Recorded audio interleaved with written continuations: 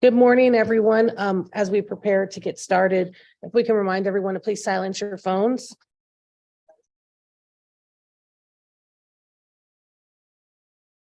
And we're about a couple seconds and we're going to get started. Gary, do we know if we have a quorum yet?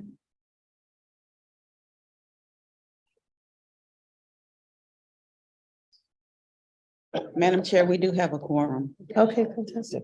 Just to be official, we're going to wait till 9 a.m.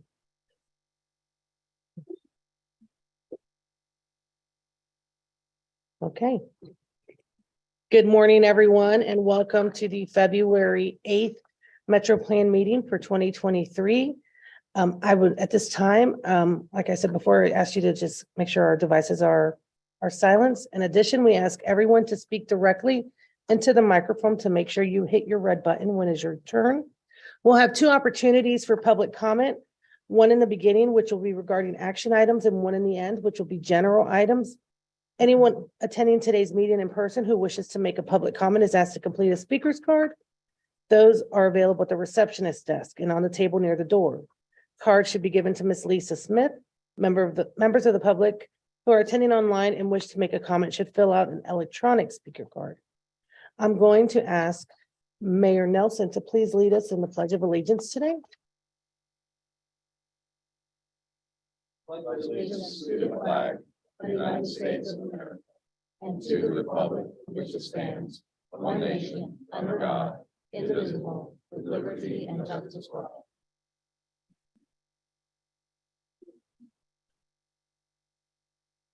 I want to take a moment, for those of you who have not heard, Mayor Demings is out today. His father, who had completed 100 years old, has passed away. So today is his funeral, and we wish him and his family well. Commissioner Mike Scott, who's a newly elected commissioner to Orange County, is here representing Mayor Demings. And so just wanted you to keep our mayor in your prayers and his family through this time. I'm going to move forward to the Commuter Rail Commission. The CFRC met on January 26th.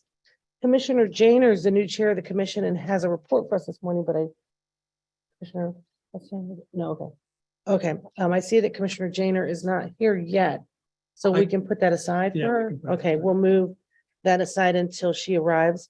I also wanted to recognize World Orlando Organization.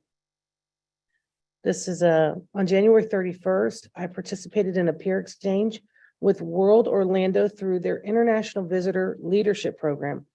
The peer exchange was held in the boardroom. We hosted a group from Mongolia, along with several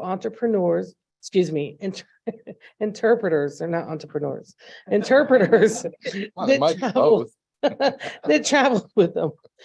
All of them associated with human services agencies of some sort. The program is designed to be a professional exchange between emerging leaders in their countries and professionals in the United States. The Transportation Disadvantaged Local Coordinating Board is one of the several groups that agreed to hold a peer exchange with a Mongolian disability rights advocacy group around the topic of disability rights, best practices, and inclusion and accessibility.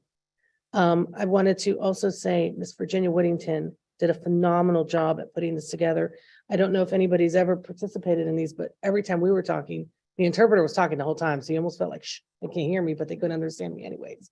So, but it was phenomenal. And thank you for doing such a wonderful job, and Gary for allowing MetroPlan to host it. Any questions? Wonderful. I'm going to move on to the MPOAC. The MPOAC met on January 31st here in Orlando. We elected officers for 2023. The following members were selected: Chair Commissioner Vanessa Bond of Sarasota Manatee MPO. Vice Chair, I was honored to be nominated and selected as the Vice Chair for 2023. At-large Commissioner Robert Bender, Florida, Alabama TPO. We approved minutes from the October 27th, 2022 meeting. We received the Executive Director's report. We had a presentation on FDOT's recent policy regarding district dedicated revenue. The district dedicated revenue is gas tax that comes back to the region. We had a presentation on the FDOT Resilience Action Plan. The next MPOAC meeting will be April 27th in Miami. This meeting is being held concurrently with the National Mileage-Based User Fee, known as MBUF, organizational meeting. Any questions from board members regarding the MPOAC? Seeing none, Commissioner Janer has joined us, and not to put you on the spot, Commissioner Janer. The Commuter Rail Commission that met on January 26th, we wanted to recognize you with an updated report, please. Thank you. Good morning. Right on time. So the CFCRC met on January 26th. The commission received reports from the Customer Advisory Committee and Technical Advisory Committee.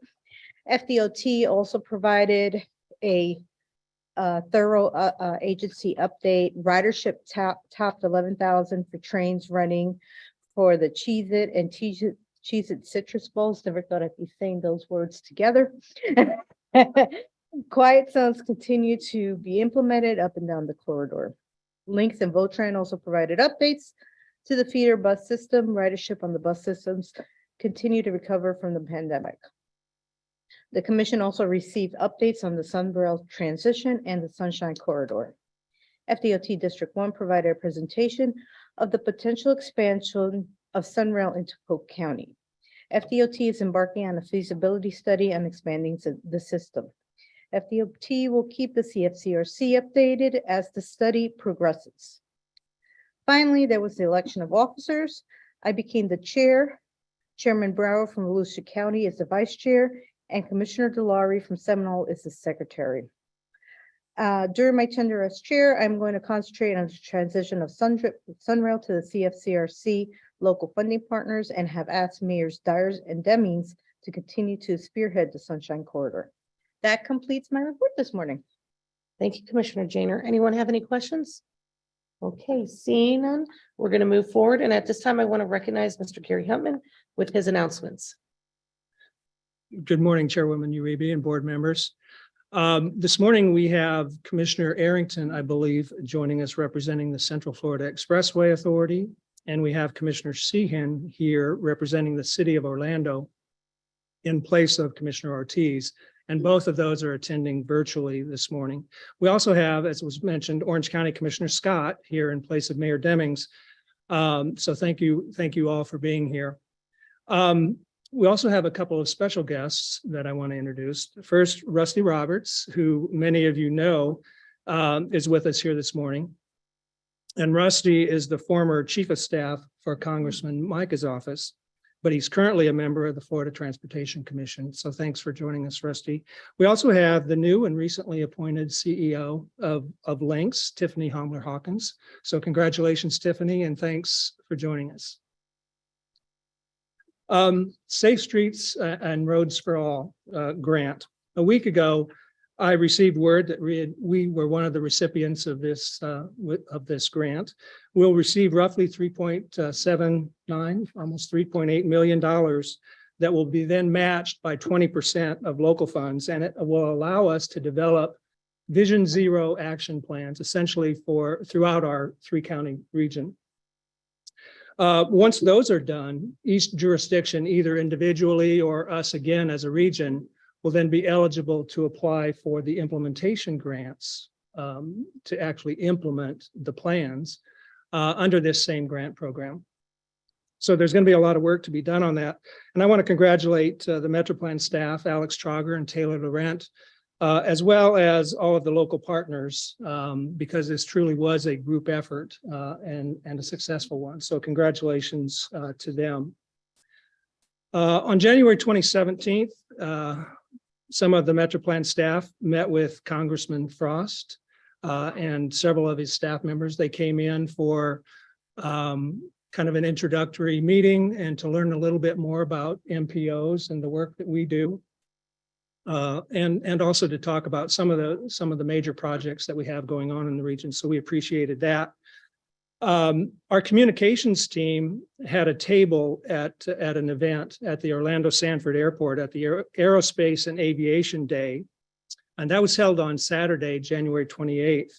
This was associated with the Seminole County Schools, and it's intended to inspire students to follow their dreams in the area of science, engineering, and aviation. You know, I always appreciate the staff's commitment and how well they represent us out in the community. But I appreciate it even more when they're willing to give up their Saturday and go out and do that. So they did a great job. Chair Uribe, you already mentioned the Mongolian event that we hosted. You know, it was a learning experience, and it was fun for all of us.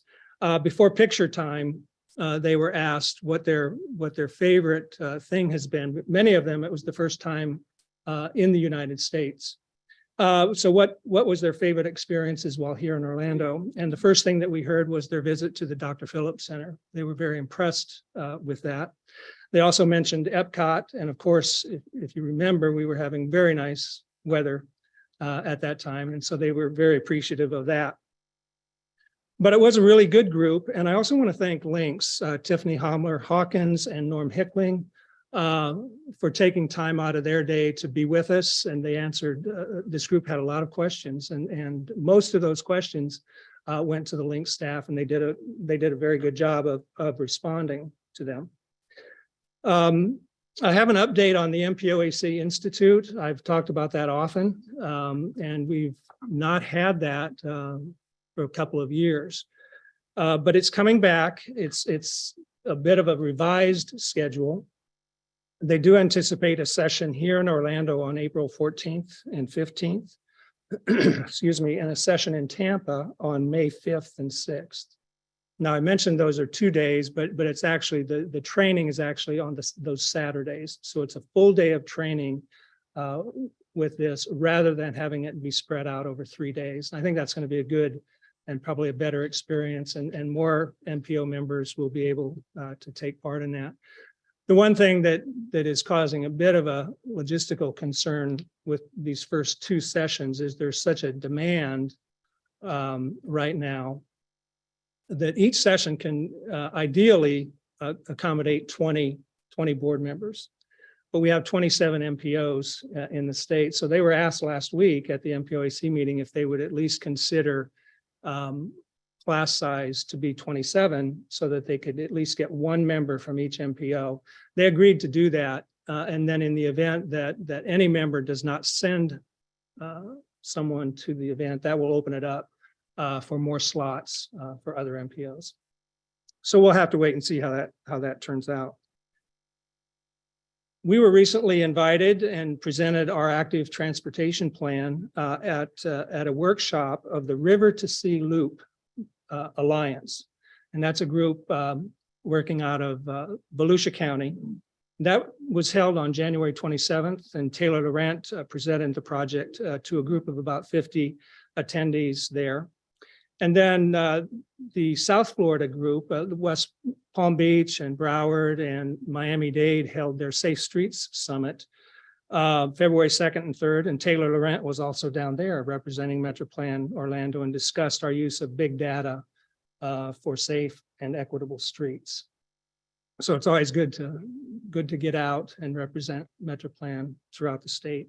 I want to congratulate Kelly Brock from the city of Castleberry. He was recently recognized by Smart Growth America as a complete streets change maker. And Kelly is one of 13 individuals nationwide recognized for their work in that area. So just wanted to mention that and congratulate him. And then other staff news, Sarah Larson and her husband, Jeff, welcomed their son, James, on January 28th. Healthy, everyone's doing fine. So we wanted to make note of that and congratulate them on their new family member. You all have a supplemental folder in front of you, and I do want to just highlight what that includes this morning. It includes a list of the other jurisdictions that were in the state of Florida that were successful in receiving Safe Streets and Roads for All grants and the amount of their grants. And then it gives a total also for the state of the planning grants that were awarded. And then there are 2 items that you're going to hear about moving Florida Forward initiative that you're going to hear more about both from Secretary Tyler as well as a presentation later on your agenda. Madam Chair, that completes my announcements this morning. Thank you, Mr. Huntman. Any questions more clarity. Fantastic. And now we're going to move on. I think Secretary Tyler is probably one of the most popular meetings you'll have because some major announcements coming out of Tallahassee and we've heard about them. So at this time, I want to recognize Secretary Tyler, FDOT Secretary District 5. All right, good morning. Thank you, Madam Chair. Good morning, board members. It's great to be here. It's a great day in Central Florida. Love this this weather that we're having. I wish we could have it all year long. It's truly beautiful. So thank you for allowing me a little bit of time to talk about the Moving Florida Forward initiative. And it's going to be a little bit of a Moving Florida Forward sandwich. I'm going to talk about it now, and then we're also going to talk about it again in our presentation specifically to I-4.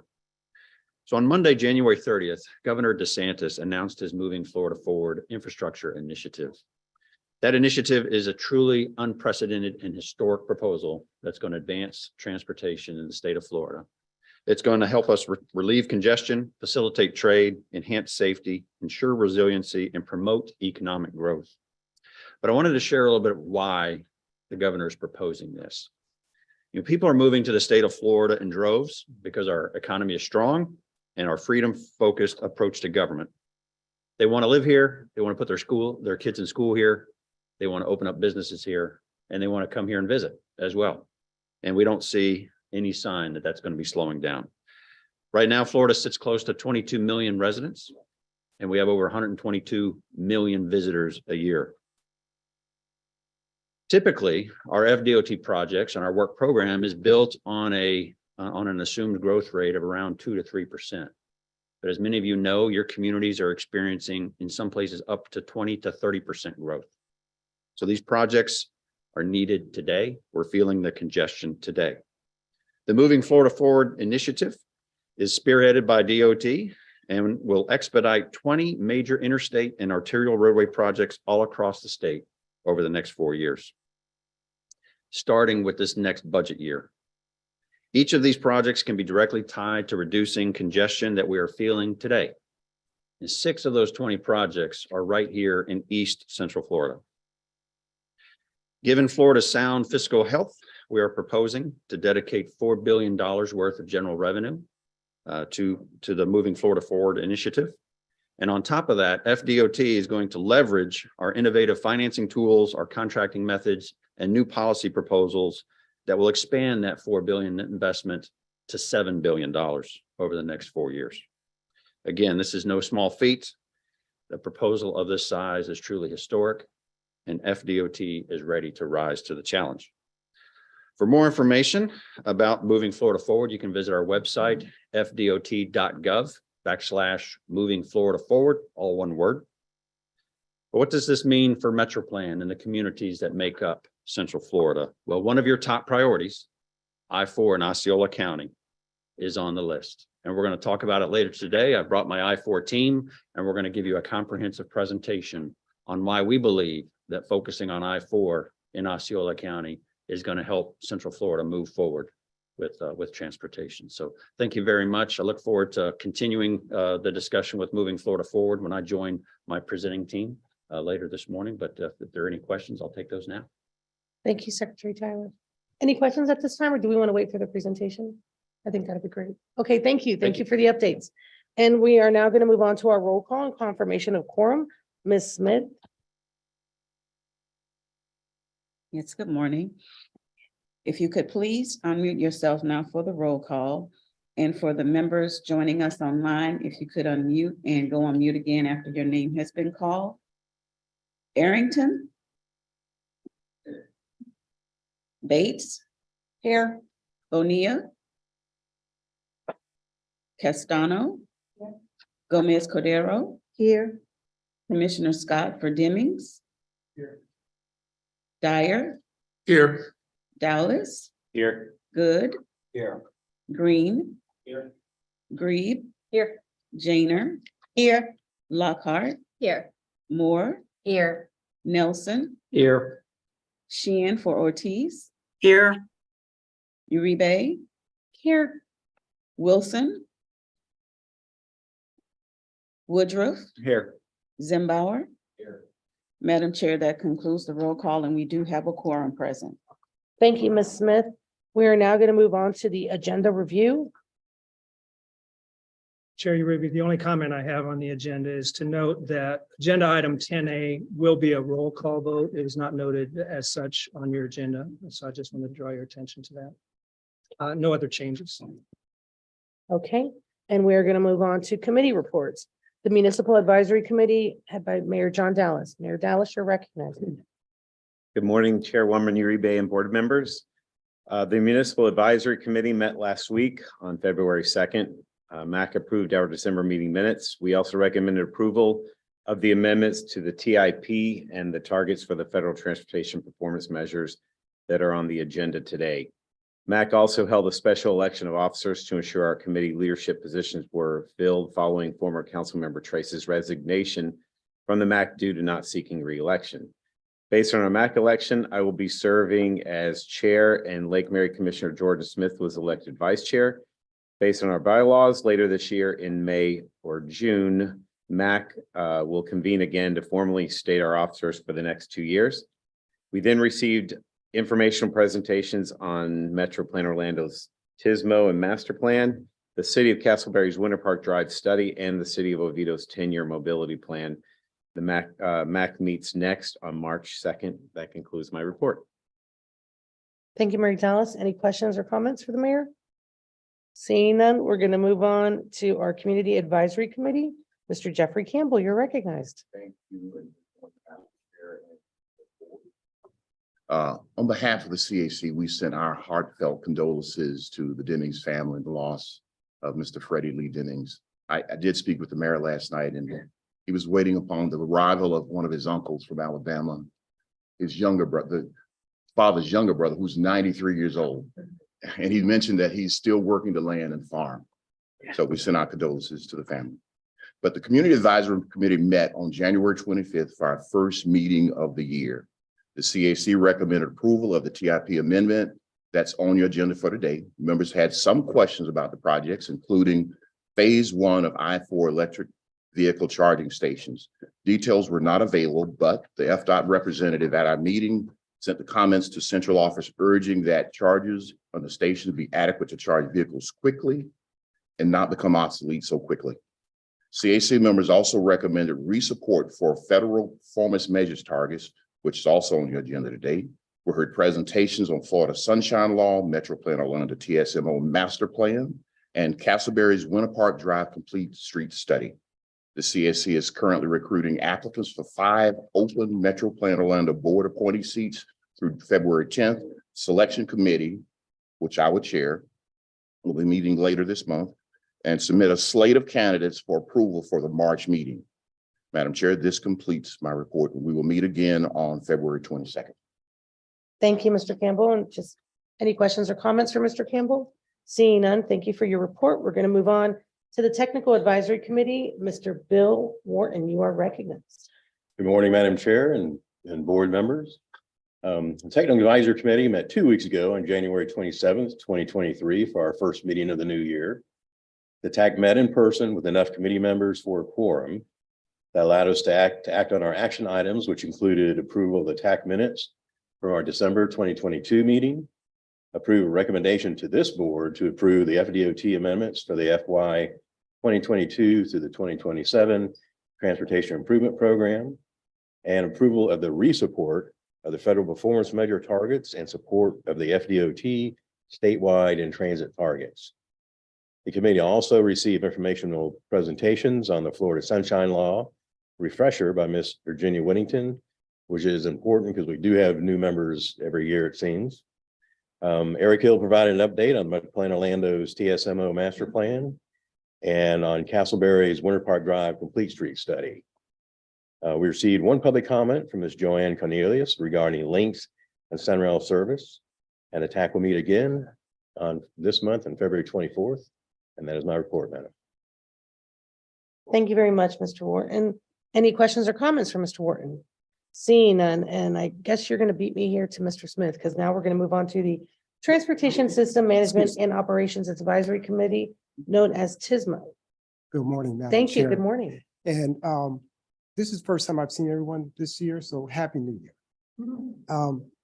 The TSMO committee did meet on January 27th. We did approve our December 2nd meeting minutes.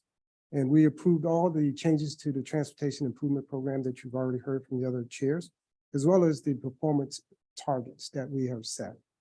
I did give not a presentation on the TISBO update, which you will also hear this morning, but I did advise the committee that we did have our third meeting and some of the discussions that went on at that meeting. Our next meeting is February 24th at 8:30. And Madam Chairman, that concludes my chair's report.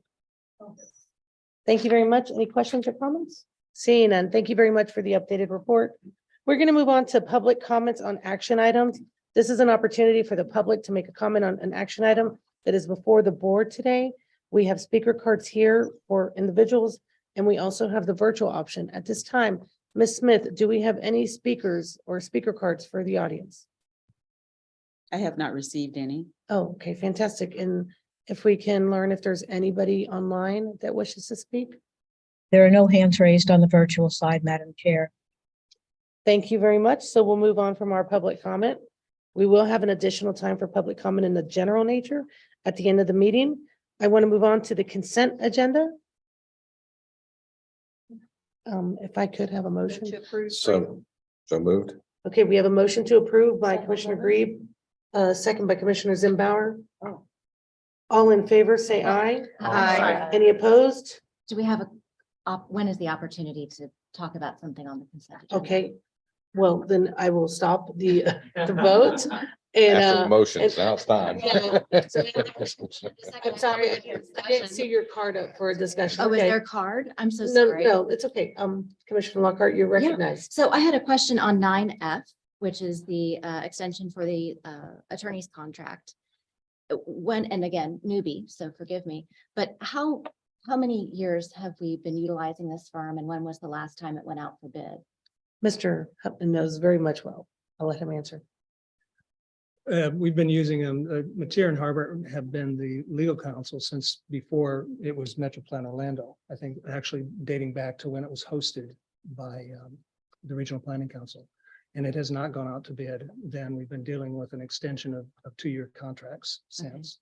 A 20% increase doesn't seem like a lot when you're looking at the per hourly, but when you look at it over the course of a year, I don't know if all of the 50,000 that's allocated in the budget for legal fees is just for this contract, but then would we be expecting an additional 20% in the budget next year for legal fees then, on top of the 50,000? Well, in discussing this with Jason LaChavo regarding the budget, we typically do not spend our legal budget. That is the budget for Mateer Harbert. But we have room within that budget, and typically on any 1 month, we get invoiced for about maybe 5 or 6 hours at the most for legal services. It's a matter of attending this meeting and an occasional phone call or email back and forth as we're preparing for the next, and that's about it.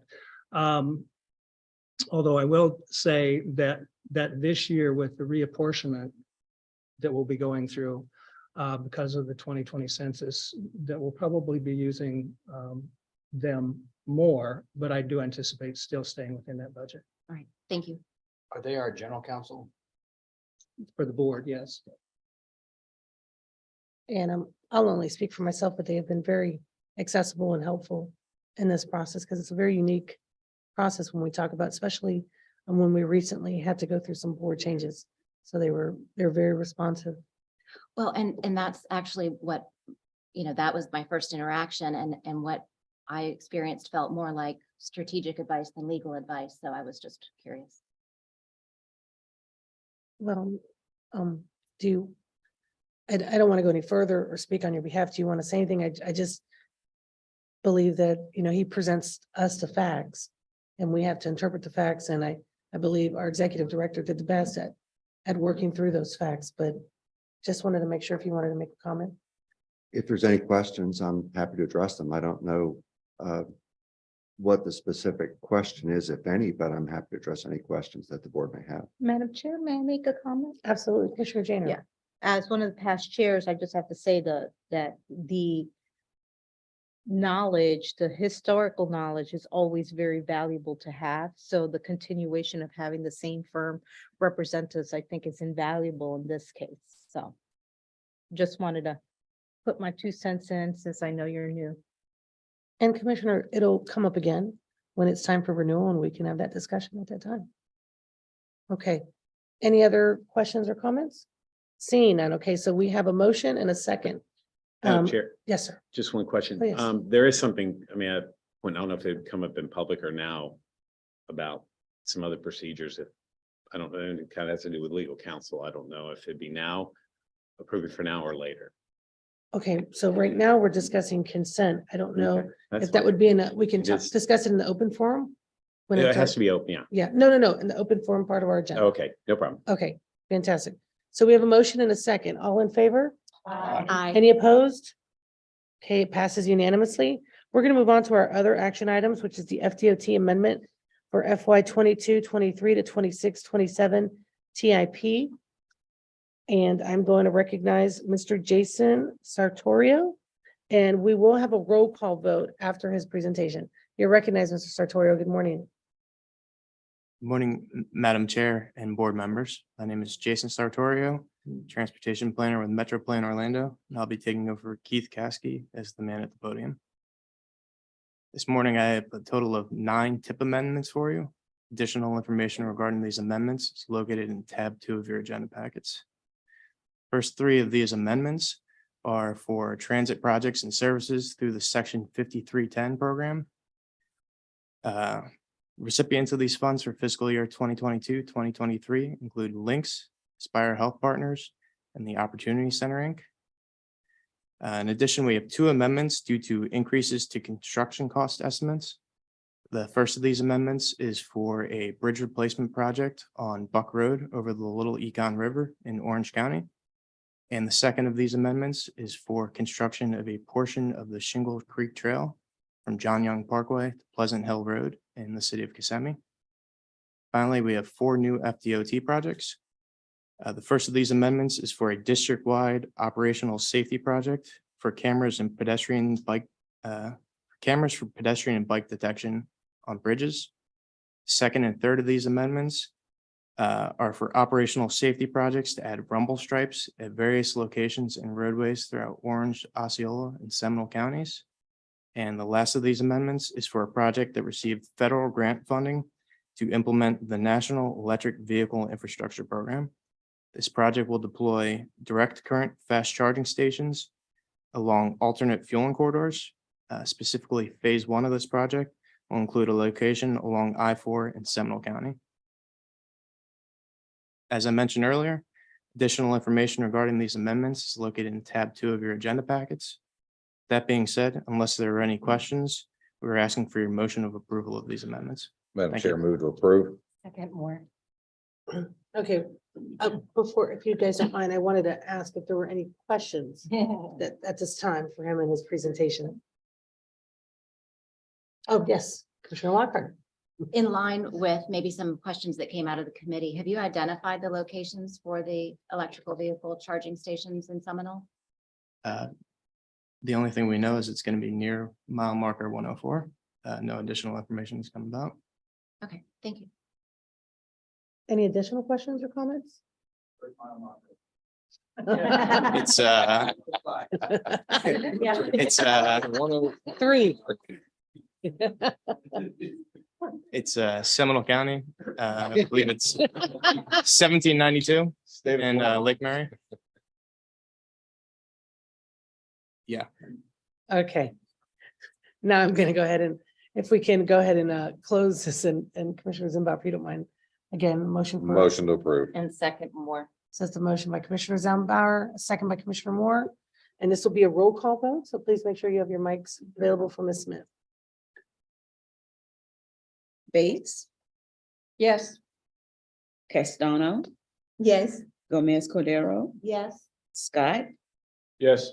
Dyer, Yes. Dowless, Yes. Good, Yes. Green, Grieve, Yes. Janer, Yes. Lockhart, Yes. Moore, Yes. Nelson, Yes. Sheehan, Yes. Uribe, Yes. Woodruff, Yes. Zimbauer. Yes. Madam Chair, the motion carry unanimously. And thank you again for the presentation. At this time, we're going to move on to the federal performance measures and targets. Support for the FDOT statewide and transit targets. Mr. Alex Schrager, you're recognized. Good morning. Before I get started, good morning, Madam Chair, board members, and we are here for this annual action item, which is the approval. We call it the re-support because you've been doing it for so many years, but we are taking up our federal performance measures in the targets. So provide a little background before we dive into the targets and ask for your action. But our federal performance management really started in MAP 21. So that's 3 federal transportation authorization bills ago. Federal Highway Congress continued it into the FAST Act, and it's still strong in the bipartisan infrastructure law. So as it relates to performance-based planning, transportation performance measures, the targets that we see here, we don't foresee them going anywhere in the near future, and they're going to be definitely a part of our metropolitan planning process.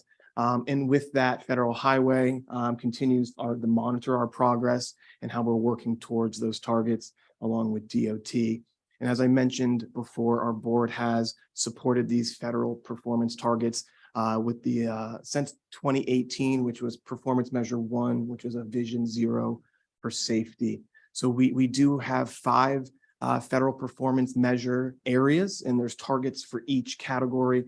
Detailed information on this topic in the proposed board resolution for support is actually in tab 3 of your agenda packets. But these are the 5 target areas. I'm going to talk about each briefly here now. So safety is the first federal performance measure area. Fatalities, the rates thereof for serious injuries as well as for non-motorized. So that's looking at bicycle and pedestrian fatalities and serious injuries. We have a vision 0. We may have in years past called it a target 0, but this board has supported DOT's vision 0 for fatalities since 2018, and that's what we're recommending to continue forward. As it relates to bridge and pavement condition, through their asset conditions, the state of Florida takes the funds off the top to maintain the state highway system as well as the interstate highway system. So these are our targets. A couple of years back, the interstate, wasn't looking very good as it relates to pavement condition, but with the reconstruction of I-4 in those segments, our pavement and bridge conditions are in really good shape. And that goes in line again with the state's expenditure off the top budget to ensure that we have high quality infrastructure. As it relates to travel time reliability, this is the transportation performance measure that focuses on congestion or really more of a focus on reliability and what we assume it will take us to get to a certain place at a certain time. So this assesses free flow traffic and then those unusual peak conditions. And what we're aiming for is that 70% of the time on the interstate highway system, that it's going to be reliable to what we know. Similarly, for the non-interstate, so that's going to be on the state highway system. So so not your local road, so collector and above. And that last measure there focuses on the travel time reliability, again, on the national highway system. And that last measure focuses on truck bottlenecks. And in this area, particularly when you look at those, that's going to be on I-4, the Turnpike, but also Maitland Boulevard. State Road 414 is also one of those been acknowledged as a statewide bottleneck. But some of those improvements that the state has made in more recent years, we hope to see that resolve and show in the data. As we look at Sunrail, the next topic is transit asset management. As we know, this relatively newer system. So the goal is to keep those percentages of their useful life low. And then there's the last piece there, which is the segment with performance restrictions. Those are consistent with the Sunrail Transit Asset Management Plan that has been adopted. And similarly, these are Lynx's transit asset management performance targets that they have submitted to the National Transit Database at the end of the month as part of their transit asset management plan. The last measure, and this is probably the newest one to board members, because it's the most recent of the federal performance measures that we adopted as part of our 2045 plan. The first measure there is a subset of Vision 0 on for the transit mode, but then federal law requires links to also identify reportable injuries by mode. And as you all know, Links offers a variety of services, and because of that, they each have different operational dynamics and with that, different rates of potential injury. So that's consistent with their plans. And that last measure there, system reliability. So that focuses on mechanical failures. So on average, their target is to run over 14,000 miles before they see a mechanical failure, before you see that bus stranded. So with that, those are our federal performance targets. As a reminder, we are recommending support of FDOT's statewide targets, as well as our operating partner, Sunrail and Lynx's performance targets. And with that, I'll answer any questions that you may have, but we are seeking your approval. This has had unanimous support from all of our advisory committees. So thank you. Thank you very much, Alex. And I want to commend, like, for instance, even on the Access Links performances and so forth have been phenomenal year after year. So I know Mr. Norm Hinckley is in charge of that, but any questions, comments, clarification? Motion for approval, Second. Janer. Okay, so we have a motion. Again, Alex, thank you. So no questions or comments. We have a motion by Commissioner Janer, a second by Commissioner Zimbauer. All in favor, say aye. Aye. Any opposed? And the motion passes unanimously. We're now going to move on to our information items for acknowledgement. These are for your reading at your disclosure. And can I have a motion, please? So moved. Mr. Carson Good with the motion. And can I have a second? Second. So we have a motion by Mr. Carson Good, a second by Commissioner Zimbauer. All in favor, say aye. Any opposed? Fantastic, passes unanimously. We're going to move on to other business and presentations. At this time, we're going to have the Transportation Systems Management and Operations, the TISMO Master Plan Status Update. Mr. Eric Hill, you are recognized.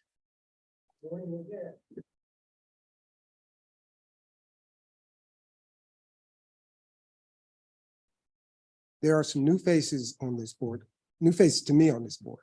So TISMO is the use of information communication technology to improve safety, reliability, and just investments in our transportation ecosystem. 20th century was mostly capacity building, when we spent a lot of attention on roads. In the 21st century, we're going to be doing more with technology, from the infrastructure to the vehicles that we drive and operate. So TISMO is just that. How are we going to integrate technology into our transportation ecosystem? So we started our update in April, and I would have brought this update to you earlier, but the agenda didn't allow us to get on. But that's okay. So I'm going to bring you up to speed. Kimberly Horn is our consultant on this study. Jim Woods is with me from Kimberly Horn this morning. We've established a steering committee to complete the work. We've had 3 meetings and we have 3 meetings left. So we are halfway down the field, so to speak. And we are scheduled to complete this in September. Steering committee made up of stakeholders from our region, from most of the jurisdictions. And we have always done this when we have done updates with our TISMO program or our Intelligent Transportation System program. Work with our stakeholders. As I mentioned, we are halfway down the field.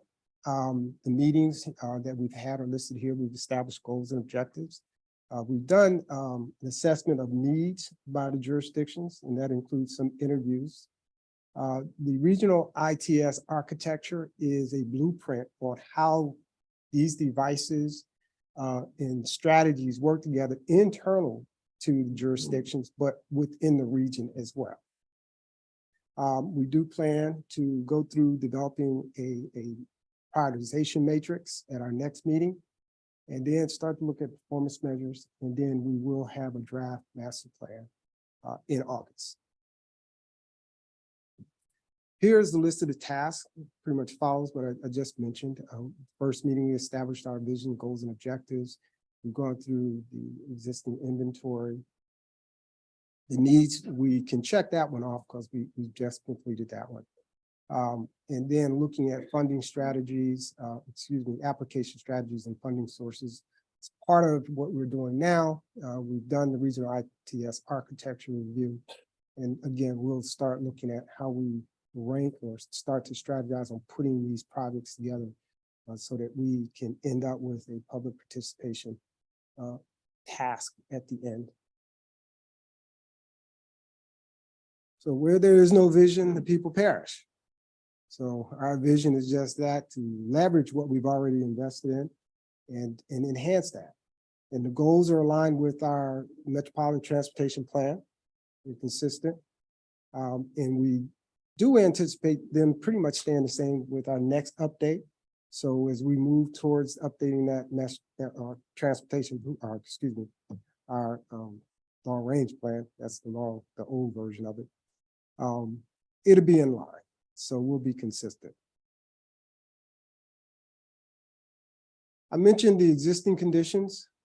These are some of the sources that we've already identified, and they've been complemented with interviews. We've had interviews with the jurisdictions on business operations, their culture, staffing, what it is they need to make sure that their TISMO operations are in line. In terms of the needs, that's part of what we want to try and understand through the interviews, through working with our stakeholders. And we want to identify what's needed today, but what's going to be needed in the future. Now, I always like telling the story about Uber being German for grandiose, but then it became a $60 billion company. Well, that's old now. So there's going to be some disruptions coming at us. And we want to be prepared for that as much as we can. We may miss it because I don't think many people saw how Uber would disrupt the transportation ecosystem, but it did. And so we don't know what's coming, but we want to be prepared for it.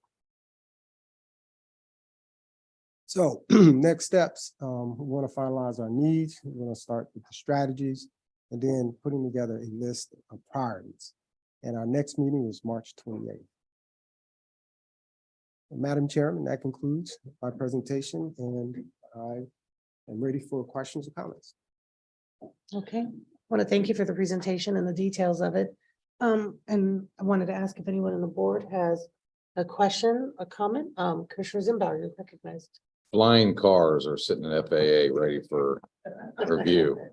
Any updates on that? You said the appropriate word, FAA, and we are surface transportation, not aviation. Now, Good one. With answer.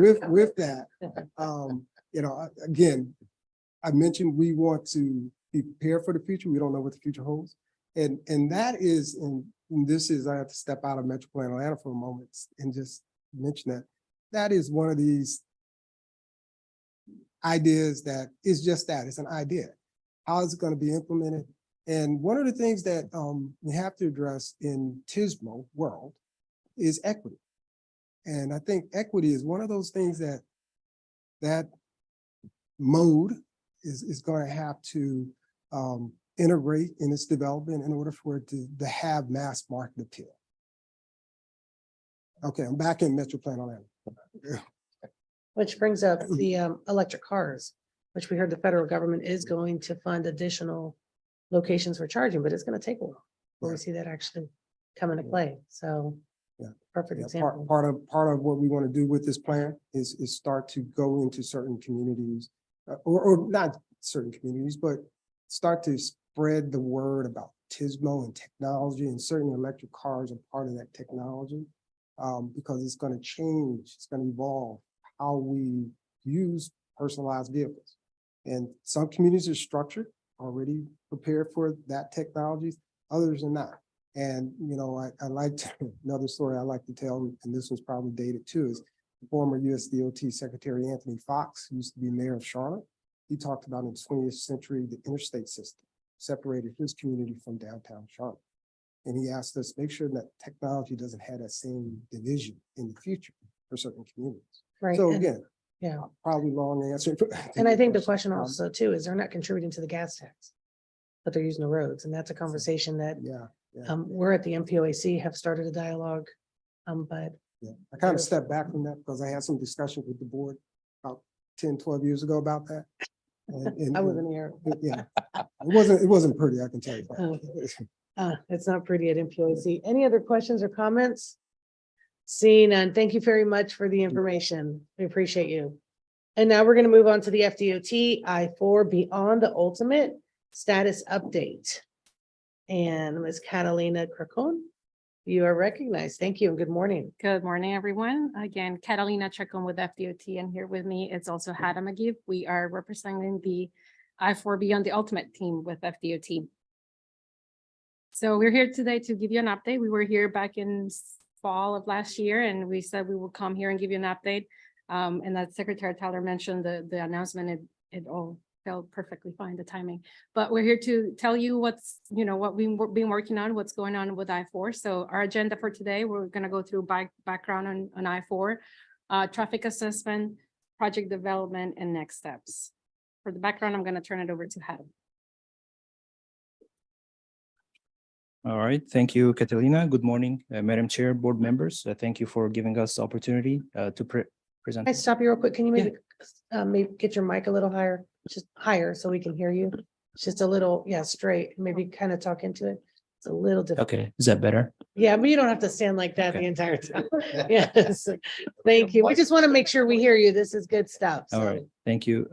Again, thank you for the opportunity for us to present today on I-4 projects.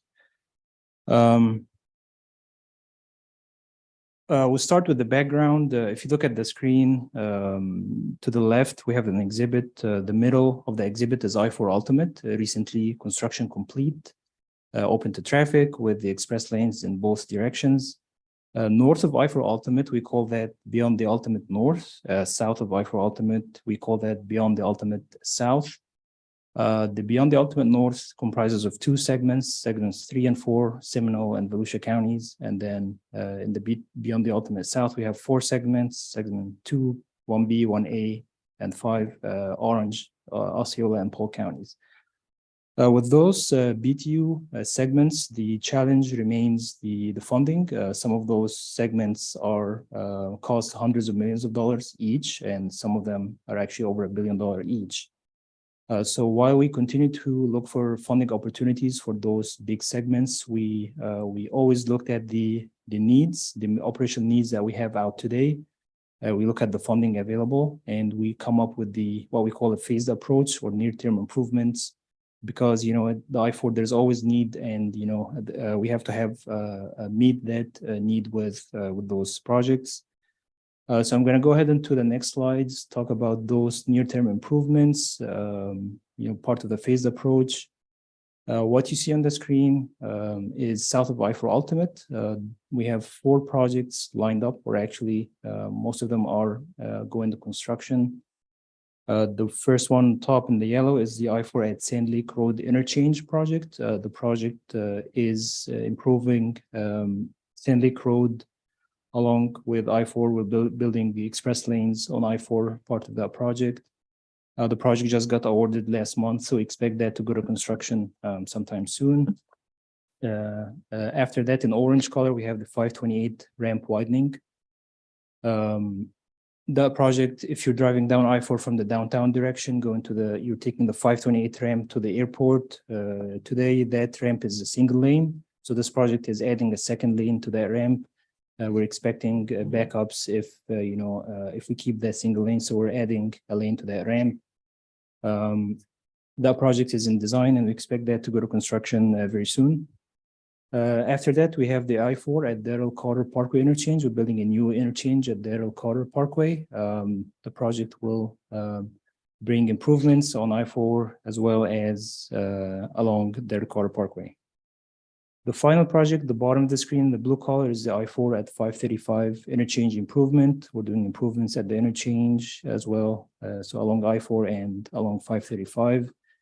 Project is in active procurement as we speak. We expect that to go to construction sometime this summer. So those projects, in addition to those projects, we are building a single express lane in the westbound direction. It will be built in pieces. Part of each project depends on the location. So you can see that, we're building part of it with the Sand Lake Road interchange, and then part of it with Daryl Carter Parkway interchange, and then part of it with 535. So it's a single westbound express lane that's going to be continuous, starting from the end of I-4 Ultimate and then continuing all the way down to just past 536. So those projects are underway. Again, like I said, some of them are in construction, some of them are going to construction very soon. Moving south, and another point I want to point out is you can see the improvements is moving towards the south direction. So after I-4 Ultimate, we're hitting those bottlenecks as you move south into Orange County and finally in Osceola County. Osceola County, recently we completed with the partnership with Osceola County, the Champions Gate DDI project. Construction just completed. We also have the Ox Lanes projects. They are still under construction. We expect those to finish sometime this year, end of this year. And then finally, we have some milling and resurfacing projects as well within Osceola County. So those are the near-term improvements we have. While we're looking for funding, we continue to look for what is next, right? So you have, just in case the funding becomes available, we already have something in the works. We know where are the hotspots, where are the critical locations. So when the funding becomes available, we know, what comes up next. So with that, I'll move on to traffic assessment. So with that in mind, we're looking at, okay, what is the next logical project for I-4? We looked at the traffic along the corridor for the south and the north, particularly from a speed standpoint. We were able to use data provided by an FHWA national data set that collects the speed of the traveling devices along I-4, for example, cell phones, fleet vehicles such as cars and trucks, GPS devices. So you're using that data set uses that kind of information to obtain the speed along the corridor. So we're able to use that information to create some heat maps, as you will see in the next couple of slides. The good thing about this data set, it's a 24/7 data collection. So it's collecting data, 24 hours, seven days a week, which gives us plenty of information to look at from that standpoint. And that really helped us identify what is the next focus area for I-4. So the exhibit you see on the screen is the heat map developed from that data set I just mentioned. To simplify it, if you look at the right of the screen, that's the I-4 corridor. It's the same corridor starting from end of I-4 Ultimate down all the way to just past US 27.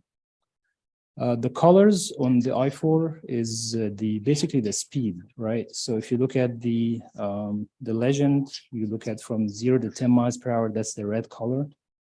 20 to 30, that's, orangish and so forth. So you kind of get the point here. And for this particular slide, we're looking at the westbound direction for a weekday, right? Between 3 to 7 p.m. Again, there's plenty of data. You can, slice it and dice it the way you want, but we just picked, some of the few, timeframes just for the purpose of today's presentation. You can clearly see the red is within the, that Osceola County section. Again, that's in the westbound direction. If I go to the next slide, it's still in the westbound direction. This is a Friday, right? This is a Friday speed between 3 to 7. Again, you see the red color along I-4. You can see it's the same location. We're talking about from 0 to 10 miles per hour, right? Next slide, that will take us to the weekend. Same thing, you have that always, that congestion, the slow speed is within that location. And honestly, if any of you drive down there, you can see, what's going on there. So it's good to support that with data that we have. The next slide is the eastbound direction. So for the eastbound, we saw, within Osceola County, you see some orange there, but it looks like it's more towards Orange County. For the weekday from 3 to 7, you got some congestion there. Friday, same thing, from 3 to 7, you have the congestion there. So I think, this kind of what we're trying to show here is the speeds along the I-4. Again, we see that, for weekday, weekends, Fridays, you can look at the data anytime you want, and it's still pointing us to that problematic area. So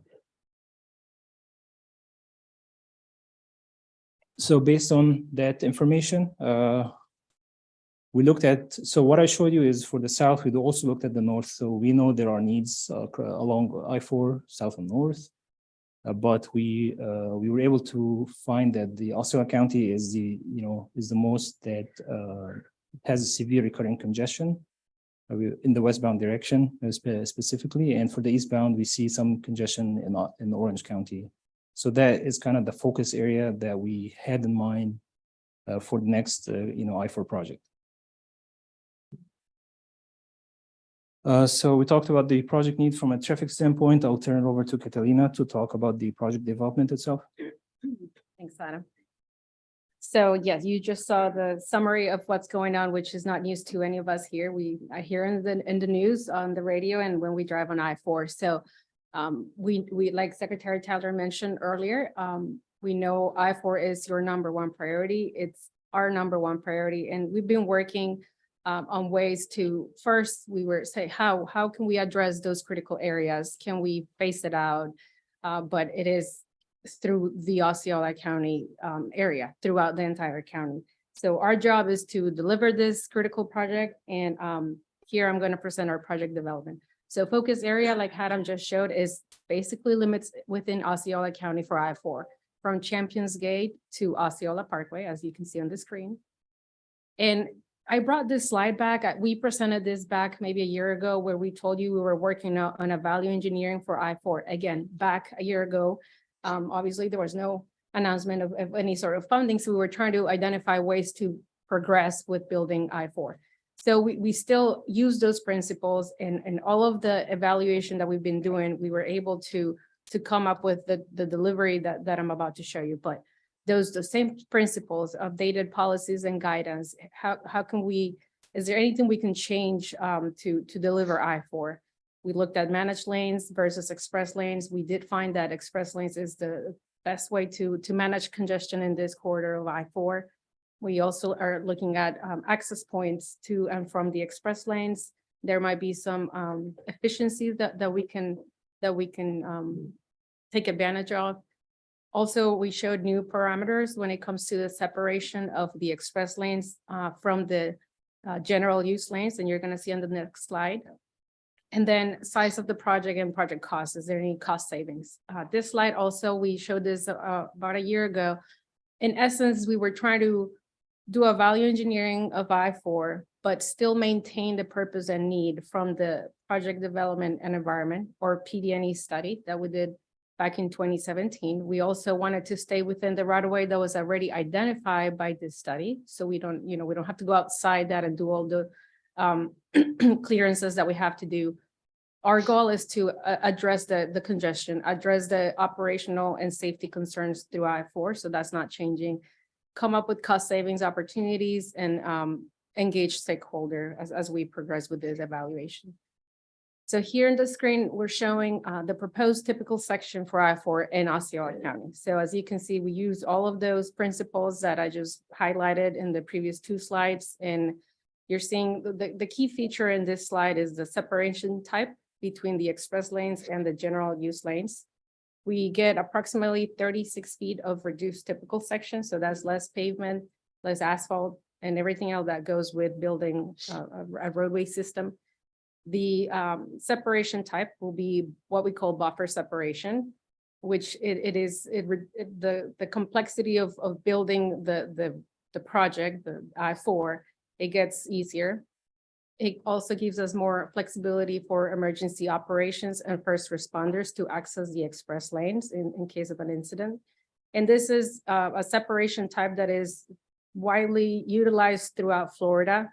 And it is more widely accepted overall in the nation. The delineators are sturdier. They discourage, because they're sturdier, they discourage lane diving and whatnot.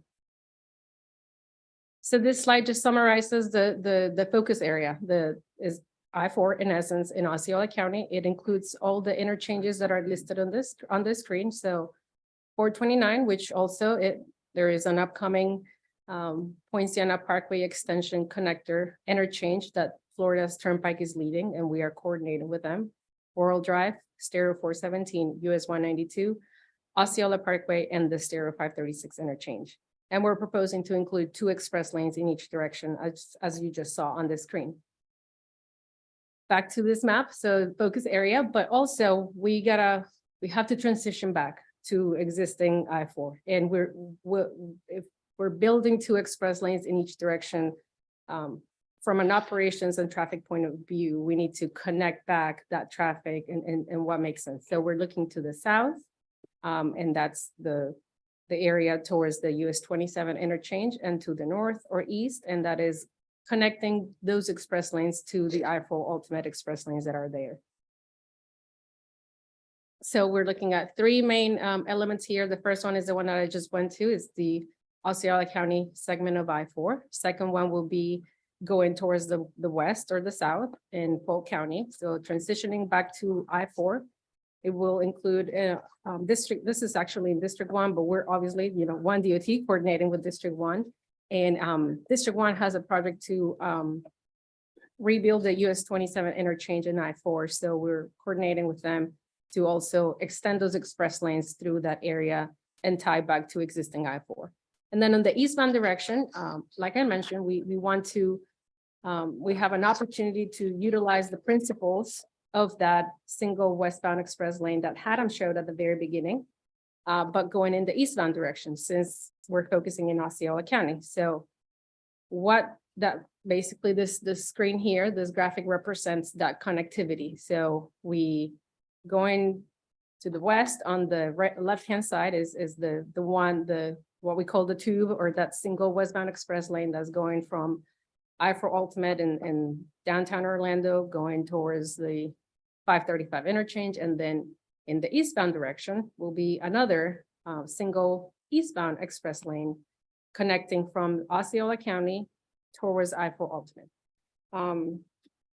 And this typical section, we still provide accommodation for a rail corridor along the right side of the I-4 alignment. This slide is just to show you, we are definitely coordinating with Florida's Turnpike on they're working on a PD&E study for the Poinciana Parkway Extension Connector. And we're making sure that both of our projects are going to tie in, and it's a pretty significant interchange that's going to relieve a lot of congestion in Osceola County. So what are our next steps? Well, definitely gonna be community and stakeholder engagement. We're working on it, and we're gonna continue working on it. We're gonna continue our partnership and coordination with ongoing and planned projects, as I mentioned them through my presentation. Poinciana Connector with Florida's Turnpike, the I-4 at US 27 interchange with District 1. Osceola County has an Old Lake Wilson Road PD&E that is just north or east of the 429 interchange. So we are coordinating with Osceola County, make sure that we continue the discussion and partnering with Osceola County, and as well as Brightline. We will funding, obviously, it's very tied to the governor's announcement, but we'll continue our design, sequencing, and delivery options to make sure that a successful delivery for this very important project in Central Florida. So as Secretary Tyler mentioned earlier, this is just the governor's release of the Moving Florida Forward Infrastructure Initiative. And just it has a couple of highlights, the investment of an additional $7 billion to prioritize and accelerate completion of 20 critical transportation projects. And that without this initiative, it would have taken who knows how much longer to build to get there. And then, sources of general revenue, $4 billion, and then other financing strategies to allow us to leverage an additional $3 billion in the next 4 years.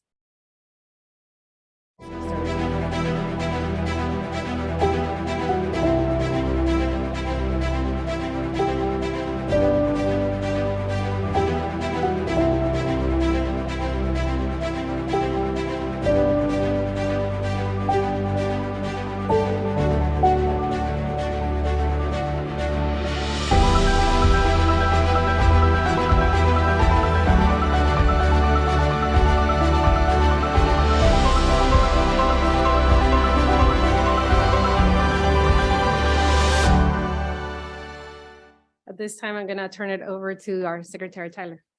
All right, thank you, Catalina. Well, if that video doesn't light your fire, then I think your wood might be wet.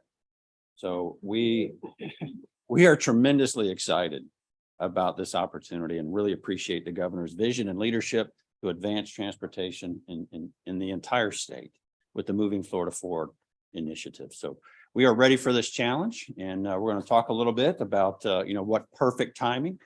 We were already planning, to be here in early 2023 to tell you about what we think would be the next logical step for I-4, and then lightning struck, and we have the opportunity to actually build it.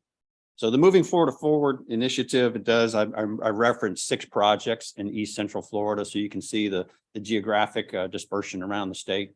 But in East Central Florida, we've got projects on I-75, I-95, US 301, and even on I-4 right here in our area. Those projects, just those 6, represent over $4 billion of that $7 billion investment coming right here to Central Florida. And this is the biggest one of them all. I-4 in Osceola Park in Osceola County, $1.4 billion is being targeted to do exactly what Catalina and Haddam just proposed to do. So we're excited for that. These funds, you can see there, the construction year is 2024. That's our fiscal year 2024 that begins July 1st of this year. It's just around the corner. So we are going into high gear. We're going into high gear to support this initiative, should it be passed by the legislature, and be ready to go to construction in 2024. So you can expect a significant increase in activity from the department that your communities will be getting engaged in as we move ahead. So right-of-way acquisition is going to be kicking into high gear. Catalina already mentioned about the community and stakeholder engagement that will be kicking into high gear, as well as coordinating with our permitting and local government partners. So it's going to be busy, but we're ready for this. We're excited for this. And we hope to see a procurement of a design build contract of some form or fashion. Could be multiples, could be one. Not exactly sure the delivery method just yet. We're evaluating many different alternatives. But a procurement nonetheless will get started this fall, should the Moving Florida Forward initiative pass. But it's not just going to be focused on Osceola County. We've got to push that beyond Champions Gate down to US 27. So we've got the funding for that as well through this initiative, another 600 million in 2027. So we'll be working on that as well in partnership with our partners in District 1. And that's not all. The Poinciana Parkway extension is also on the list. And so between, I-4 and Osceola County and the Poinciana Parkway, you can see there that's getting close to $3 billion worth of investment in this area. You can see the time frame for 2027. They're a little bit further behind. They're still in the PD&E phase for that interchange, but we're working closely with them, and we will be coordinating our efforts so that one day we will able to complete this work. When we're done, what we're going to have is we're going to have a new connection to I-4, and we're going to have an express lane system that goes from US 27 all the way up State Road 434 in Longwood. That's exciting. That's exciting. And we would not be able to do this without this proposal. So the governor's proposal is advancing these plans by decade, at least. So we're really excited for that. So with that, we're going to be very busy, and we hope that you're excited about this as well. And we'll be happy to take any questions that you may have. Madam. Thank you, Secretary Tyler. I wanted to kick off and say, heck yeah, we're excited. This is huge. And knowing that we are a 3-county TPO, this is just perfectly fits in, and we're really excited that our friends in Osceola County are going to get what they've deserved for a long time. And I never understood Poinciana. They built that before they even decided. But I want to recognize Commissioner Jana, our former chair of the board. Thank you. Thank you, Madam Chair. First of all, thank you, Secretary Tyler, to you, to Secretary Perdue and your entire team. what those heat maps showed what we've been saying for years and years and years, that all the congestion is up in Osceola County and we're trapped. So 0 to 10 miles, that sounds about right. So I want to thank you for all that work. And I think you said something a couple of minutes ago, and you said this proposal, this moving Florida forward proposal is subject to the approval by the Florida legislature. And I'd like to point that out. And I think that this is a good opportunity for us to provide a letter of support for this initiative, and especially the segments within Central Florida, which basically are 12 and 13, and maybe also 15 and 16, which directly connect to those projects, because this is so important for our entire region. We know when one of our spots get bottlenecked, we all get stopped up. So I would like to see, Madam Chair, if we could get consensus to send a letter of support, so that this could be one of the things also that we actively look at when we're up in Tallahassee, to make sure we lobby. I am hoping that there's not going to be any problem with approvals, but you never know. So I think this will be an excellent opportunity to send a letter of support. Thank you, Commissioner Jainer. Commissioner Brave? What's the time frame that we're looking at? The time frame for construction? No, for the legislature, when they will look at that. What? So the governor's budget has already been submitted to the legislature. The Moving Florida Forward initiative was included in that. There was actually committee hearings yesterday, hearing the governor's budget proposal. So the process has begun. Full legislative session begins Right. in March, concludes hopefully on May 1st or thereabouts. So that's the time frame. Okay, just looking, because if we're going to do a letter, just trying to figure out where exactly it needs to head, but ditto to everything that Commissioner Jainer says, and Osceola County appreciates, along with everyone else here in Central Florida, because as she said, you get stopped in one section, it backs up everyone else. Thank you so much. Or family members, yeah. I also wanted to encourage any board members who want to join us in Tallahassee for MetroPlan to help encourage us and show how much this is really needed in Central Florida, and how enormous this is to know that we are being considered for the most money to be here right here. And that's the impact that Central Florida has and this board has.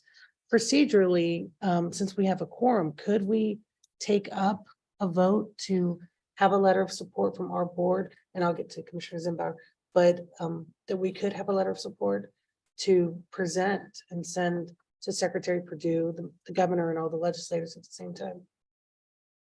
Chairwoman, we can go ahead and prepare that based on the comments that the board has made and the support for us doing that. We can go ahead and prepare the letter for you to sign. Fantastic. And I want to recognize Commissioner Zimbauer. I was gonna make a motion that we draft a letter of support. We keep talking about it. Let's make the motion and off to the races. I don't think it's required. However, Gary would prefer that. I'm thinking that he saw the head nods and he has consensus in order to do that, but. Any other questions or comments? I think so. Thank you for your presentation. I'm curious, we're talking about this initiative, right? Is there any part of this initiative that's already funded in this fiscal year that started July 1, or is this all for proposed? Because I'm not clear on that. So, I mean, he's announcing this now in January fiscal year for state started in July. And so are there any funds already earmarked in this current state budget to push these projects forward, or is this all assuming everything goes in this current legislative session? Can you clarify that for me? Yes, Commissioner, thank you for that. This proposal is to add these funds beginning with our next fiscal year. Some of these projects, like I-4, have funds that have already been identified for design, for development, for right-of-way acquisition. We've been proceeding in developing this corridor.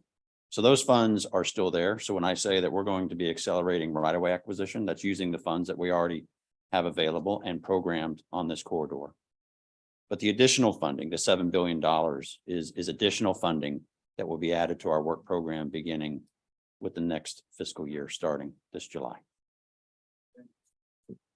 can you articulate beyond what you've already referenced in the presentation? How closely are you in contact with like local partners when it comes to like rail? Because I see you guys are, setting aside certain when you're making, you're planning with the future in mind, but how often are you in contact with the different stakeholders that are looking to provide rail service? Currently today, that stakeholder is Brightline. And we have extensive conversations. Each organization has key leadership and, already programmed into their cell phones. We talk regularly. But even before Brightline, there was always a vision of this community to preserve a rail corridor along I-4. And so that's been core to our planning. And today we're talking with Brightline very frequently. I appreciate that. Thank you. Thank you very much, Commissioner Scott. Any other questions? Oh, Carson, Mr. Good. Why would you all a message to the governor's office and to the legislature that we appreciate this help and support it. We're gonna make one other, I think it's a great idea. We appreciate everything you're doing. Congratulations on the new job. I know it was 4, 5, 6 months. No, it was 6 months ago, right? Sometime last year. Whenever you came in. It's when we stole Kevin. And again, a statement for everybody here. A lot of what we're doing here is catch up. And the need for parallel roads is always there. The center of gravity in this town for 60 years has always been downtown to Disney, in the Orange County part of it at least. It's moving over the next 10 or 15 years. A lot of that center will be moving to the airport in Lake Nona, where there's sort of no road systems going to the southeast that way. So, as we all think and plan, that's a consideration for both of them. I know you guys are already cognizant of that. Well, fantastic. Oh, one more. Yes. And great job, and I couldn't agree more with Osceola County. I mean, it's so desperately needed down there, and it is probably the top priority for sure. But on the north side, it continues to grow as well up there, and it looks like the physical constraint is the St. John's Bridge. As you push north up there, there's been a lot of traffic, nothing close, I don't think, to what you're experiencing. So is there a plan, because that seems to be the most expensive hurdle, widen that bridge or something.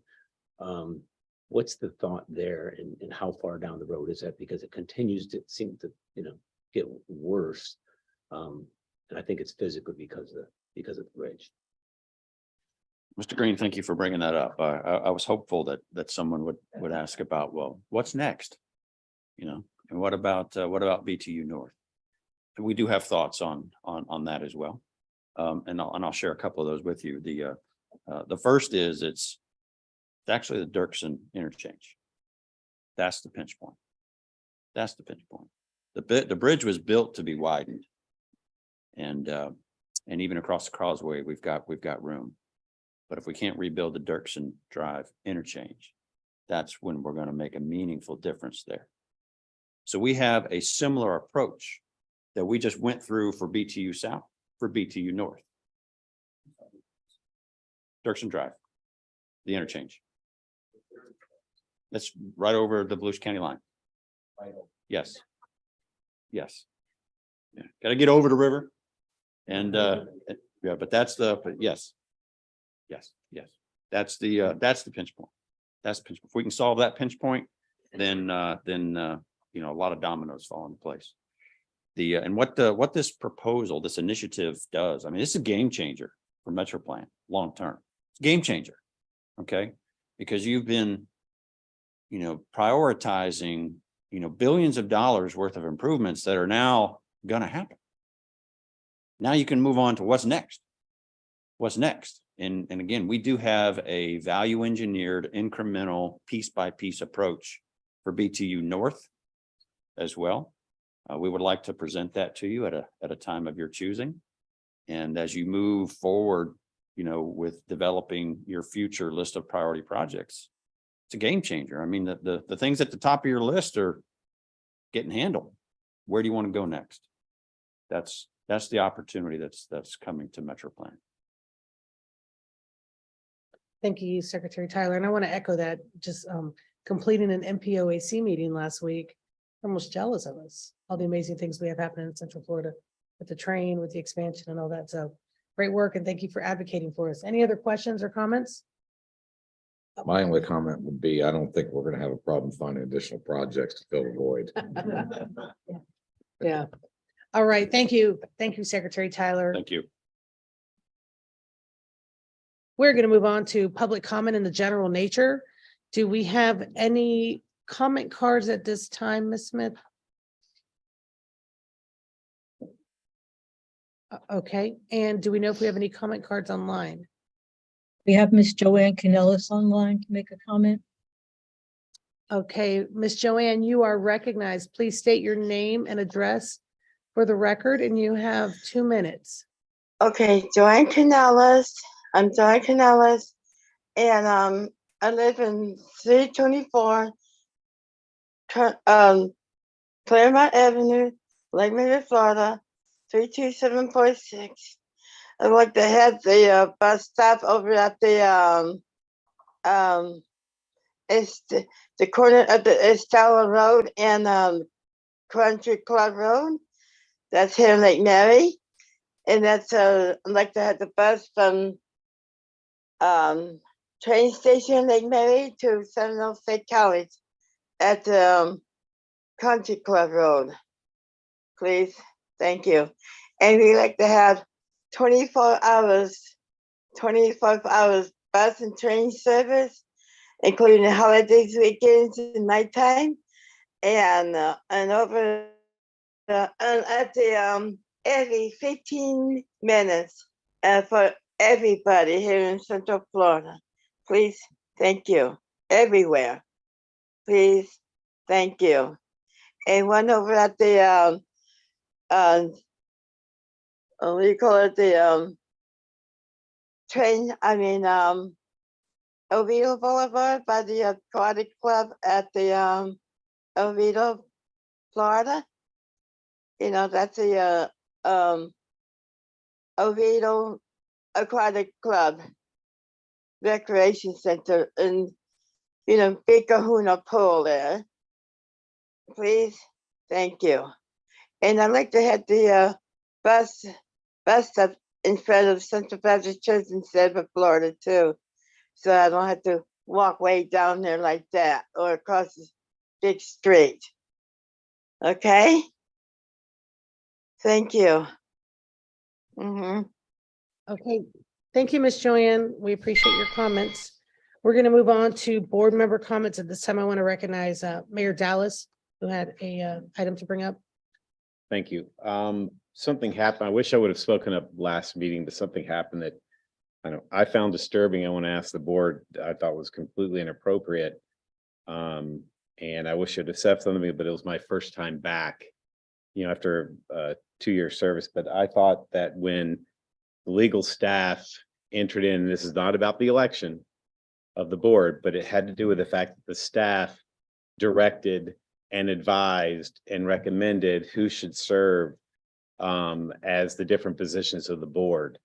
And I think the appropriate role for legal counsel or for staff is to help make sure we stay legal. And I'm not questioning the outcome by any stretch, not about who's there, but rather the appropriateness of staff to put their finger on the scale of what comes out. And the reason I'm speaking of this is a big pet peeve of mine on the council, and legal counsel oftentimes speaks in there to keep you legal and keep the board on its proper role, not to influence the opinions or policies of the elected officials. And I thought last time the outcome may have been the exact same, but my question is, does anyone else here? Did anyone else? I would think everyone who's elected would have the same issue, that staff was directing the elected officials of the board members on who to choose for what position. And so I'd like to know, one, is that appropriate? If you think that's appropriate, then, we have a different philosophy. And two, I just want to know, did someone recommend that you do that? I just don't think it's the proper role of legal counsel to direct. I think there's enough maturity, there's enough intellect, and enough experience on this board for us to make that decision. And again, I'm not questioning the outcome. I just don't think it's appropriate. And I've never seen it happen here in my years on serving. And I want to know if this is something we should expect in the future or not. My statement along those lines, thank you, Madam Chair, would be, I think we need to have some clarity on our council. Is it the board's council or is it staff's council? And I think once we clear that airway, I think we all will have a clear understanding of what each other's roles are here. I don't have a problem with the way the election turned out whatsoever. I think arguably Seminole County was at the focus because of an appointment that was not made to this board. That is certainly prerogative of our county to change that at any given time. We were in rotation to come up to the chair position. There was a lot of discussion in the background over that. I don't know that that's appropriate or correct, but I think that legal counsel should be the ones that should be advising the board members on how to move forward in such circumstances, clearly with the board and not with staff. That would be my statement. Mr. Good. Sorry. Question? You could. Does the Mateer Law Firm report to the board or to staff? It's a little of both, actually. When I first came on board, it was made clear to me that the legal counsel represented the board and not my interests. And that was a statement that was made specific to my employment agreement, that they represented the board in that negotiation, not me. But we work very closely with the legal counsel. And regarding the election of officers, the only thing I have to say is the board has internal operating procedures. And I believe what was done was an interpretation and a following of the internal operating procedures for the election of officers. But Well, I have no problem when the prescriptions or the options were presented. Where I had a problem was when it says, I recommend that you do X, Y, and Z. And that is what made me uncomfortable, the fact that that was happening. And I mean, if anyone else on the board thinks that I'm wrong and think this is the appropriate role, please, I'm open to correction, debate, or what have you. But I just think it was an absolutely inappropriate role for staff. Mayor Nelson. I agree with Mayor Dallas that staff is just there to, if something comes forward by the board, then the board makes a decision. And if there's a reason why that decision is a bad decision, I would, respectfully say that's not a good decision the board's making. You can still make the decision, just like we have, city attorney, you have county attorneys.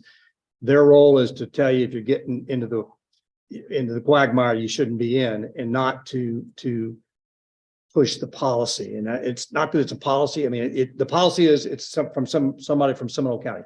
We all agree that. And it just should have been the Seminole County delegation coming forward with their recommendation, not the staff. Commissioner Scott. Mayor, for point of clarification for me, because I wasn't here and I'm not sure who else wasn't, did legal counsel make an unsolicited suggestion, or that's my first question. And then if it was unsolicited, was it a written suggestion or was it a verbal suggestion? Because I know, like, when we're making decisions or in talking, we would often refer to our appropriate legal counsels based on the bodies that we represent. Hey, this is what we're talking about doing. What is the process? And so was this an unsolicited opinion, and was it given directly to the board or to staff and then conveyed to the board? Yes, Madam Chair. Well, actually, Mr. Small presented two opportunities. And the opportunity to renew my chairmanship was one, and I was nominated and elected on that. And the other one was to have another option to move another party into chair position, which would have been Osceola County. So the procedures were done. I can understand Mayor Dallas not liking the tone of that conversation, but both options were offered to us by our council at that meeting. And so we followed procedurally. I had no discussions with any of my commissioners. A commissioner had recommended me to remain for an additional term, and then it was voted on. So at that time, Commissioner Grebe was offered the opportunity as a second option. He presented both. So that's what we'll go to at this point. Yes, well, Commissioner Godero. Oh, thank you, Commissioner.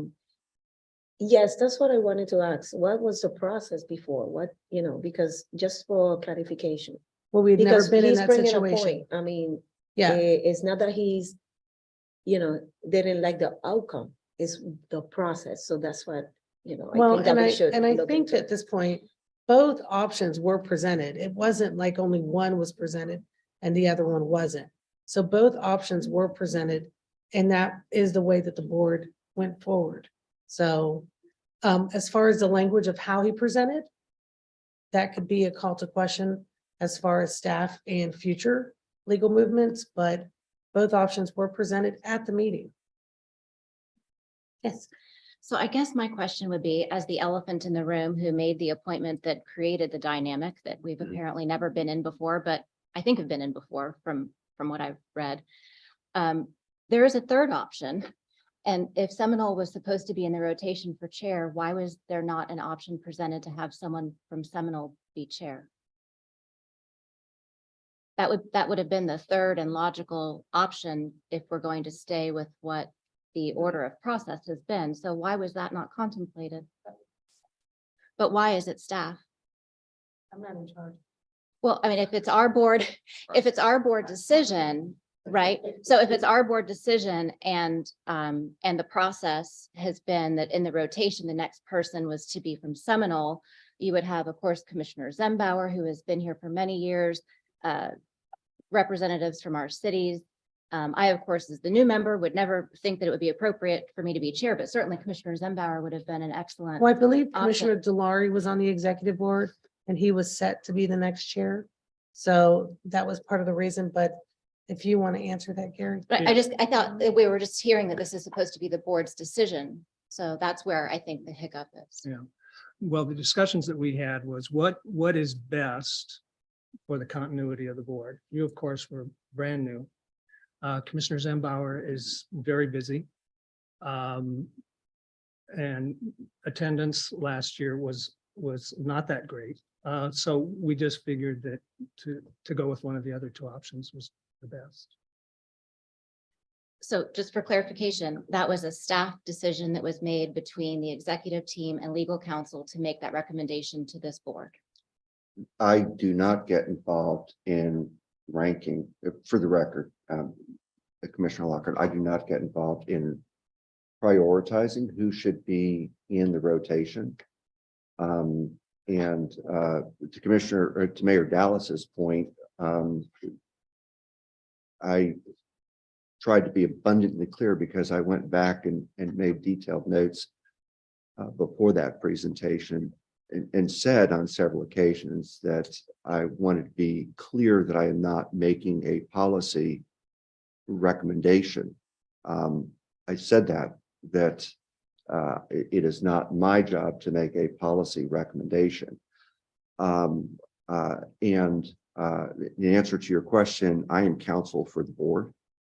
But the unique circumstances, and I'm only aware of this ever happening once, which was last year, was that Commissioner Delary was slated to be commissioner.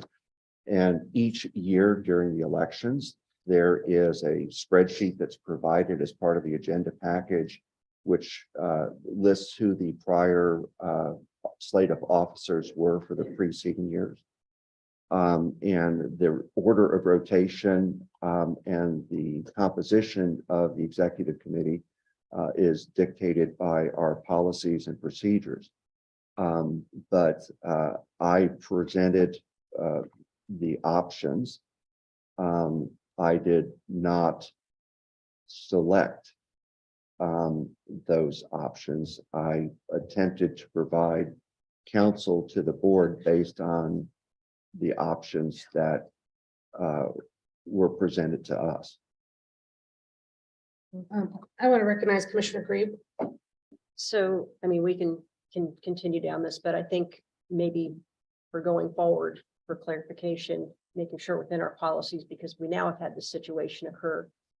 Is it the county, that holds the seat, or is it the individual that's on the executive committee that moves up? So if we do have this occur again, whether we say there is 3 options and Seminole has that option, or no, because that person from Seminole wasn't in that in the part of the executive team. So I think if we're able to clarify that, so we don't have this issue in the future and bring that back for this board then to vote on how to handle, then it doesn't take care of what already occurred, but at least it'll take care of the future. All right, Commissioner Zimba. I concur. I think we need to review the policy and procedure and make sure that we have clarity on what legal counsel's role is and who they're to interact and who they answer to. I think it's this board. And I would also say, if MPO Orlando has any problem with my attendance, all you gotta do is pick up the phone and make a call and say, hey, we got a problem. Many of us serve on other boards. Many of us serve on regional areas outside the Tri-County area. In fact, when I leave here, I'm headed to an ME's in Inverness. So we all have things, but if there ever becomes a problem, everybody's got my phone number. Pick it up and say, hey, is there a problem? That simple. Commissioner Gomez Cordero. Yes, Madam Chair, my question was, I know there is like a, I don't know, policy, or I guess the rules that, it would be based on moving on by county, whatever, right? But like, for example, if the chair or chairwoman that is there, chairman or chairwoman that is there right now and wants to run again, we need to clarify that, because if they want to run again and stay there, then, or we still have to move as. Well, it normally you'll goes in say or what? rotation. Commissioner Delory had been chair 4 times. So what actually Exactly, been that's his what I'm 5th. saying, So so, there is no limitation, but you have to go back into the rotation also. okay, Yeah. okay, that's what I want. Okay, yes. I'm sorry to belabor the point, but a couple things. One, I mean, it's not in the rules that actually it's not an official policy. That's just the accepted practice of the board to rotate. And I think it's a great practice. I'm not questioning at all. And when circumstances come up that have a repeat, absolutely, there are times that call for it, and in terms of continuity. But that is the job of this board, to air that out in public and discuss and come to that conclusion. It is not, and you can say what you want, but I'm telling you, it was uncomfortable when the staff was directing the outcome of the election, and there's a discomfort with trying to challenge what looks like the accepted and status quo. I'm uncomfortable with that. I disagree with it vehemently when it comes to governing and policy making in the future. And so, if you want to be more, I don't think there's a need to direct and get so specific, but I think this needed to be addressed in a public manner, because I don't think it's appropriate. If it is, then let's put it in the record that is appropriate for staff to make those decisions or to direct. I'm fine with it, but let's get out in the open. Well, I think Commissioner Grebe and Commissioner Zimbauer have directed moving forward. I do want to recognize Commissioner Scott, and I appreciate this conversation. And I think moving forward, those lines will be a lot clearer. So Commissioner Scott. Thank you, Madam Chair. Just so I'm clear, is it, and I don't know who the appropriate party, Mr. Hartman, legal counsel, is it the policy and the practice to rotate the chairmanship among the counties, or is it just the practice and not the policy? So can someone clarify? So I'm under. The so I'm clear. rotation is due to the executive board. So right now, Commissioner Grebe is the vice chair. She's Osceola, and then Commissioner Zimbauer is secretary. He is Seminole. Which is the practice. Yes. But is it in policy? No, it is not. No. And so we've both of the executive board members have directed staff to do that. Okay. Mr. Green. Mayor Dallas, I want to applaud you. Thank you for bringing this issue up. And I couldn't agree more. I just think the board needs to have a protocol, no matter what county it is, and going forward. So Fantastic. And I think going forward, staff has been directed. Mr. Good. Have a, just as a thought, at GO, we have a general counsel, Rumber Kirk, who reports to the board and supports the staff. So I have ongoing dialogue with the general counsel. I would be very uncomfortable if the general counsel or the CEO were out talking to board members lobbying for something. On the other hand, I got a very close relationship and with Dan, and I have breakfast with these guys once a week, and I'm the chairman, but I think other board members should have good relationships too. And, you know, if I were headed down a path and Dan wanted to fill me in on information he might have, I would hope he would do it. So I think there is a time when maybe it's appropriate if you have a relationship with either the general counsel, board general counsel, or the CEO, that they could say, let me just give you my thoughts on this. I mean, if he knew something about, but otherwise, I think that lobbying, directing is not appropriate. Right. I don't know if that gray area makes sense, but All right, thank you. and what happened was who sits on CFX? It's all written on paper now. From Seminole County, Yeah. Commissioner Herr. All right, thank you Understand very it. much for the Lobbying there. dialogue and we've directed staff. Okay, our next meeting is March 8th, 2023, and we are officially adjourned. Thank you for helping me handle that. And you know, we're going forward. We will definitely. We're doing a great job. We're doing a great job.